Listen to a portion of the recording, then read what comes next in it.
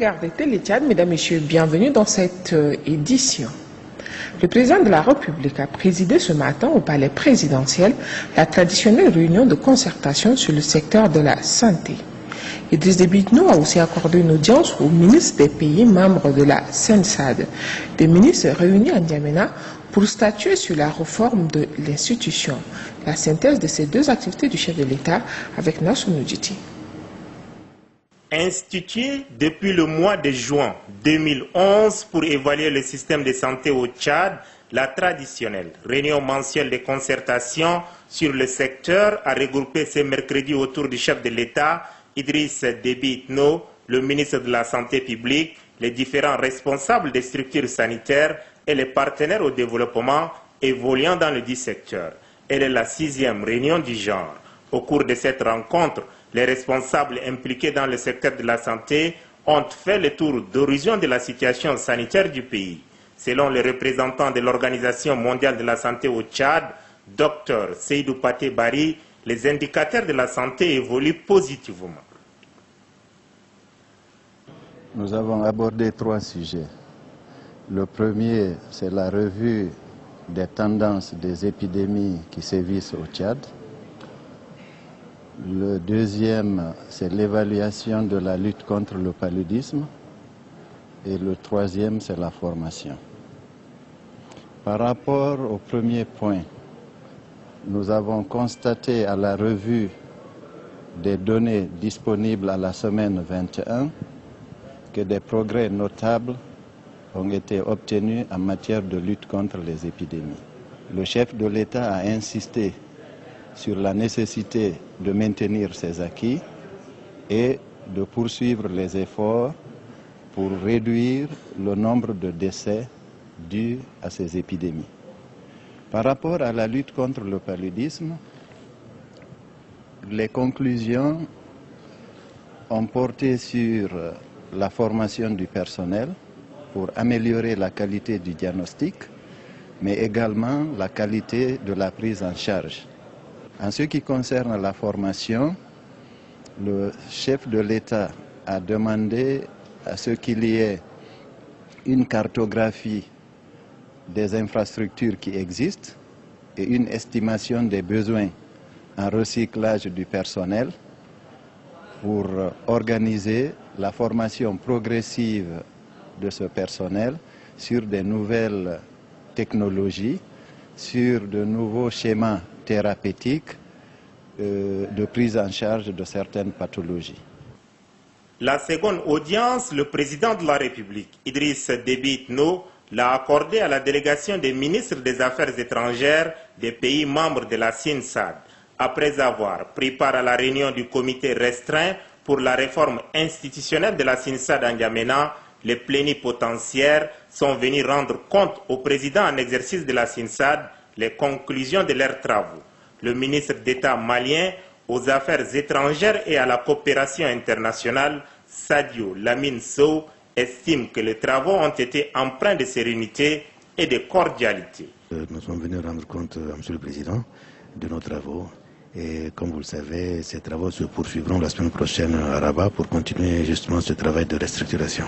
Et nous allons soumettre l'ensemble des décisions que nous avons prises aux chefs d'État qui vont les approuver. La CENSAD connaît une période de léthargie ces derniers temps. Mais selon Sadio Lamine Sow, la rencontre prévue à Rabat au Maroc sera déterminante pour redynamiser l'institution. Direction Boul, chef-lieu de la région du Lac, où est arrivé ce matin le Premier ministre Emmanuel Nadingar. Cette visite du chef du gouvernement s'inscrit dans le cadre de la redynamisation de l'administration publique. Le film de l'arrivée du Premier ministre à Boul dans ce reportage de Assirana Batingar. Il est 10h30 lorsque l'hélicoptère transportant le Premier ministre Emmanuel Nadingar s'est immobilisé sur la piste d'atterrissage de la ville de Boul.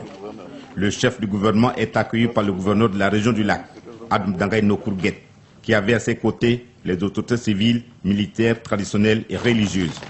De nombreux membres du gouvernement arrivés de N'Djamena la veille sont aussi au rendez-vous. 2 fillettes ont remis au Premier ministre Emmanuel Nadingar des cadeaux, symboles de l'ardeur de la population de la région du Lac, qui pratiquent l'agriculture, la pêche et l'élevage. Le natron et l'algue spiruline, qui sont aussi exploités dans cette région, font partie des cadeaux offerts au Premier ministre Emmanuel Nadingar. S'ensuit le passage en revue des troupes. Après cet usage protocolaire, le Premier ministre Emmanuel Nadingar a serré les mains de toutes les personnalités ayant fait le déplacement de l'aéroport. Le cortège du Premier ministre s'ébranle alors vers la résidence du gouverneur où il sera installé.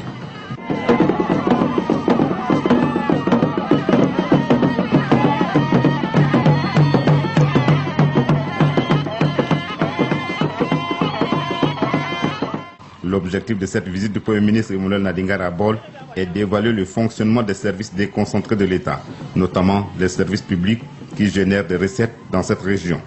Il s'agit des services des eaux et forêts, de la sécurité publique et de la Soudelac, Société de développement du lac. Cette visite, il faut le noter, a été motivée par un certain nombre de constats liés à une mauvaise gestion dans les services publics. À cette occasion, le Premier ministre Emmanuel Nadingar devra à coup sûr prendre des mesures qui s'imposent et rappeler certains responsables et agents à l'ordre. Le but ultime, c'est la restauration de l'autorité de l'État afin d'impulser à l'administration publique une nouvelle dynamique.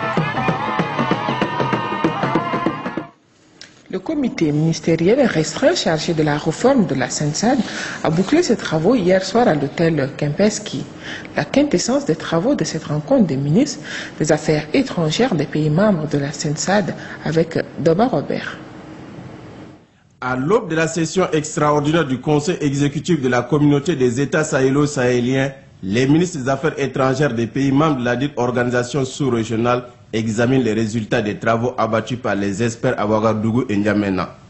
Il est question pour ces diplomates d'examiner les propositions faites par les experts relatives à l'avant-projet de traité révisé avant de jeter de nouvelles bases pour une SENSAD plus recentrée et efficace. Les documents soumis à l'approbation des ministres vont être présentés à la réunion extraordinaire du Conseil exécutif prévu du 11 au 12 juin 2012 à Rabat au Maroc. Le personnel du secrétariat général de la SENSAD se félicite de cette démarche des États membres et des perspectives pour la SENSAD, laquelle, débarrassée de certaines pesanteurs, va enfin pouvoir jouer le rôle dévolu aux communautés économiques régionales, c'est-à-dire jouer le rôle de cadre de concertation, d'action et de solidarité agissante pour les États membres. Le ministre tchadien des Affaires étrangères et de l'intégration africaine, par ailleurs président du Conseil exécutif de la SENSAD, invite ses pairs à plus de déterminisme afin de sortir un document affiné pour faire de la SENSAD une organisation plus performante. Concrètement, il s'agira de se prononcer, entre autres, sur la définition d'état de la zone sahélo-saharienne et d'état de la périphérie de cette zone, de redimensionnement des objectifs et des domaines de concentration, l'aménagement d'une garantie normative de l'indépendance des premiers responsables, la réaffirmation des principes de bonne gouvernance, l'existence des sanctions en cas de manquement aux obligations. Pour Moussa Faki Mahamat, la réforme de la SENSAD doit tenir compte des problèmes d'ordre politique, économique et social qui entravent le développement socio-économique du continent africain.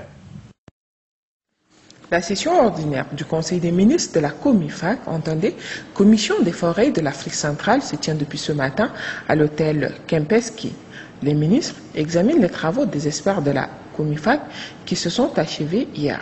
Les précisions de Doba Robert. Les ministres des pays membres de la Commission des forêts de l'Afrique centrale siègent sur les travaux des experts de la dite institution. Les travaux des experts et ceux des ministres sont en prélude à la conférence internationale des Nations Unies sur le développement durable de Rio+20 au Brésil et celle des parties signataires de la Convention cadre des Nations Unies sur le changement climatique où les pays de l'espace COMIFAC doivent y prendre part. Conviée à ces rencontres internationales, la communauté économique des États de l'Afrique centrale, au-delà de sa feuille de route, entend soutenir la COMIFAC quant aux questions liées à l'environnement. Le secrétaire général de la CESI va continuer à fournir des efforts pour jouer son rôle dans l'organisation des événements importants pour résoudre des questions liées à l'environnement et au fonctionnement de ces institutions sous-régionales. L'une des voies pour résoudre le problème constant de financement de nos institutions est la conception, le développement et la mise en œuvre des programmes répondant aux attentes des États, des bailleurs de fonds et des populations de nos États. Le ministre congolais de l'Environnement, de la Conservation de la Nature et du Tourisme, par ailleurs président en exercice de la COMIFAC, invite ses pairs à prendre des décisions salutaires pour faire de la COMIFAC une organisation plus performante. La rencontre de Djamena est donc l'occasion pour nous d'échanger sur notre participation à ces deux grandes rencontres internationales. Et nos échanges devaient également porter sur l'état de fonctionnement de notre institution sous-régionale, la COMIFAC, et d'arrêter les mesures nécessaires pour sa sauvegarde.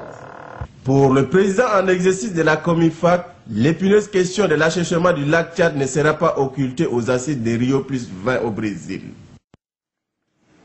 L'atelier de lancement du projet d'infrastructure rurale, pastorale et de transhumance a pris fin hier au CEFOD. C'est un atelier d'échange et d'information qui a pour objet la mise en œuvre du projet dans les régions du pays où se développe l'élevage. Les détails de Grangatiam Irema. Cette rencontre sur la problématique de l'élevage pastoral s'achève sur un sentiment de satisfaction des participants. Près de 150 participants issus des différents départements ministériels concernés, des institutions nationales, de la société civile et des partenaires en développement ont pris part. Les participants au lancement du projet d'infrastructure rurale, pastorale et de transhumance ont suivi avec une attention particulière les différentes présentations inscrites à l'ordre du jour. Des présentations qui portent sur la formation des auxiliaires de l'élevage, l'appui à la santé animale, l'appui au laboratoire de recherche vétérinaire zootechnique et l'alimentation du bétail. Autre aspect, et pas des moindres, la non prise en compte de certaines zones du pays dans le projet, la problématique de l'insémination artificielle et enfin la problématique de l'évaluation environnementale. Pour le secrétaire général du collectif des associations des éleveurs, le lancement du projet d'infrastructure rurale, pastorale et de transhumance augure un lendemain meilleur. Il y a également de l'innovation à l'exemple des centres de services sociaux. Nous espérons qu'ils s'exécutent réellement pour contribuer efficacement à l'amélioration de la condition de vie de nos éleveurs en général et les éleveurs nomades en particulier. Financé à hauteur de 7 milliards de nos francs par la Banque africaine de développement, l'exécution de ce projet favorisera l'épanouissement et la sécurisation des éleveurs dans leur activité pastorale. Merci à Grangatiam Irima, merci à vous tous qui avez suivi cette session d'information.